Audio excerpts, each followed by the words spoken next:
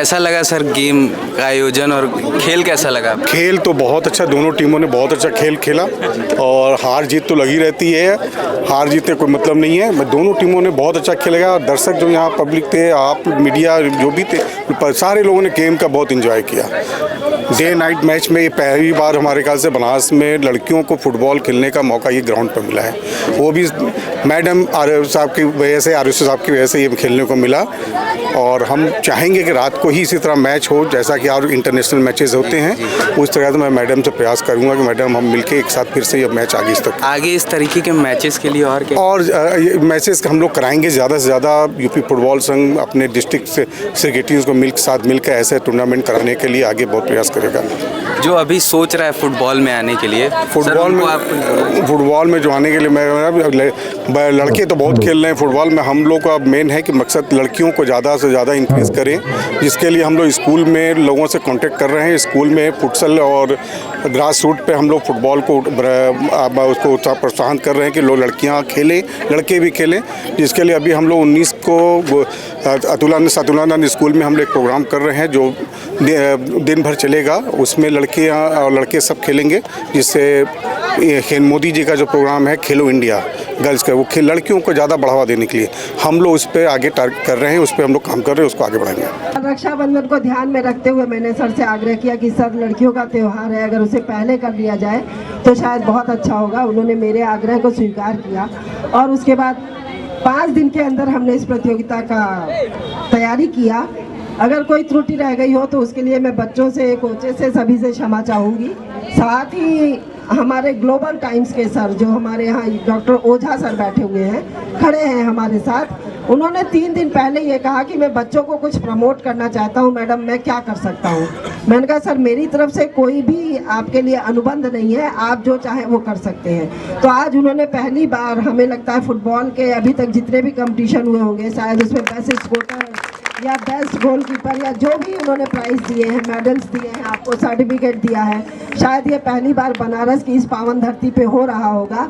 और ये सब मुझे लगता है कि हमारे जो अवैतनिक सचिव कहे जाती है, पर हम तो भाई साहब ही कहते हैं, तो शायद उन्हीं के ये प्रयास का फल है कि आज फुटबॉल दिनों दिन ऊंचाइयों पे जा रहा है।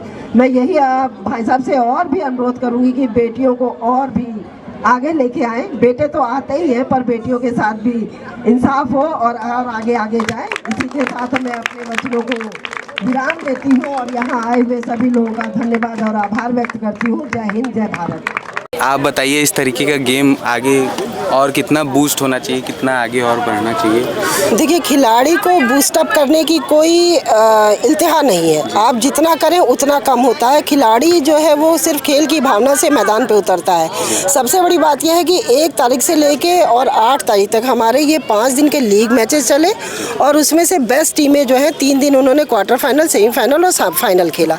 आज आपके सामने ये फाइनल का मैच हुआ। तो इसमें हमारे जो सेक्रेटरी हैं यूपी के, वो तो इन्वॉल्व हैं ही, साथ में हमें ग्लोबल टाइम्स के डॉक्टर ओझा जी हैं, उन्होंने हमें बहुत सपोर्ट किया सिर्फ बच्चों को मोटिवेट करने के लिए। इसी तरह का मोटिवेशन अगर हमें और मिलता रहे और लोगों से मिलता रहे तो हमारे बनारस में खेल की तो कोई कमी नहीं है। इतने बच्चे हैं इस क्षेत्र में और वो अपने कैरियर को भी इसी क्षेत्र में बनाना चाहते हैं, परंतु जब बच्चा किसी तरह से हताश हो जाता है, टूट जाता है, तो उसको मोटिवेट करने के लिए अगर एक आदमी मिल जाता है तो वो अपना बूस्टअप होकर अपने खेल को आगे बढ़ा लेता है। वही कार्य आज हमारे ग्लोबल टाइम ने किया है कि जो बच्चे हारे भी हैं, जो खेले भी हैं, जो नहीं भी खेले हैं, जो गैलरी में बैठे हुए थे, सबको उन्होंने एक समान देखते हुए सबको प्रोत्साहित किया है, सबको मेडल प्रदान किया, सर्टिफिकेट प्रदान किया। मैं उनके इस कार्य के लिए उनकी भूरी भूरी प्रशंसा करती हूँ। आने वाले दिनों में वो इसी तरह से कार्य करेंगे, मैं उनका वेलकम करती हूँ। और आज का मैच बहुत ही रोमांचक रहा। बनारस की जनता पूरी बनारस के साथ थी, फिर भी बहुत अच्छा युद्ध हो, माने मैच क्या युद्ध हुआ एक तरह से सोच लीजिए।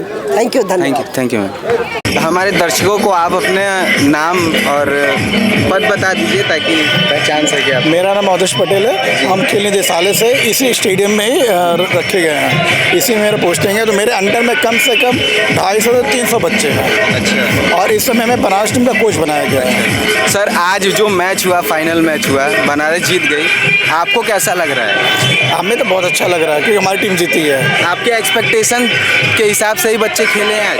नहीं खेले हैं लेकिन कुछ गलतियां किए हैं। अच्छा। नहीं तो ये स्कोर टाई ब्रेकर में नहीं जाता, ये स्कोर पहले ही हो जाता। और कम से कम 2-3 कन्वर्ट होता। नो डाउट कि आगरा भी अच्छी खेली है लेकिन हमको उससे ज़्यादा चांस मिला, जिस कारण हमको टाई ब्रेकर मजबूरी में जाना पड़ा। सर इस मैच के लिए टीम की तैयारी कैसे करवाए थे आप? मतलब क्या क्या माइंडसेट के लिए? इस टीम को तैयार करने के लिए दो बार ट्रायल होता है। एक जिला का ट्रायल होता है, एक मंडल का। उन मंडलों में सारे मंडलों में से लड़कियों को लिया जाता है जिसमें 16 लड़कियां निकाला जाता है। उसके बाद उसमें 2 दिन की प्रैक्टिस होती है और उस जिस हिसाब से मैच होता है, जिसकी मतलब टीम सामने वाली टीम कैसे, उस हिसाब से अपनी रणनीति बनानी पड़ती है। अच्छा, तो स्ट्रेटेजी क्या बनाए थे कि क्योंकि पहले मेरा था कि अटैकिंग खेलना। अच्छा। जितना जल्दी हो सके उतना स्कोर निकाल के हम फ्री हो जाए, फिर आराम से खेले। मेरा यही था कि हम पहले जल्दी से जल्दी स्कोरिंग का फ्री हो जाए, फिर आराम से कूल माइंड खेले। मैच में हमेशा टफ टाइम आता रहता है, तो उससे लड़ने के लिए आप बच्चों को किस तरीके से प्रेरित करते हैं? कुछ नहीं, सपोर्ट करते हैं हम खुद। अच्छा, खुद सपोर्ट करते हैं, ये कोई बात नहीं, ये नहीं हुआ दूसरा होगा, लेकिन होगा ज़रूर। वाराणसी में फुटबॉल के टैलेंट को आप किस स्तर पे देख रहे हैं अभी आगे? वाराणसी में फुटबॉल शुरू से ही टॉप क्लास का है। अच्छा, पूरी उत्तर प्रदेश का। अच्छा, पूरे उत्तर प्रदेश का वाराणसी में एकदम टॉप क्लास का फुटबॉल है। ऐसा फुटबॉल पूरे यूपी में नहीं हो चल इस समय चल रहा है। अभी बच्चियों का ही मैच हुआ था। हमारे कंट्री में कुछ हद तक लोग अपने बच्चियों को पढ़ो, घर का काम करो और इस तरीके में घुसा देते हैं कि तुम खेल कूद और इन सब से दूर रहो। उस तरह के लोगों के लिए आप कोई संदेश देना चाहें हम लोग? नहीं, उनको क्या संदेश देना, उनको तो खुद समझना चाहिए कि अब लड़के और लड़कियाँ क्या है, एक साथ ही चल रहा है। अब लड़के भी जीन्स पहन, लड़कियाँ भी जीन्स पहन रही हैं, तो फिर उनको खाना बनाने के लिए, उनको नौकरी के लिए क्यों रख रहे हैं? अब दोनों तो साथ में हो रहे हैं, दोनों को साथ में लेके चलना होगा ना।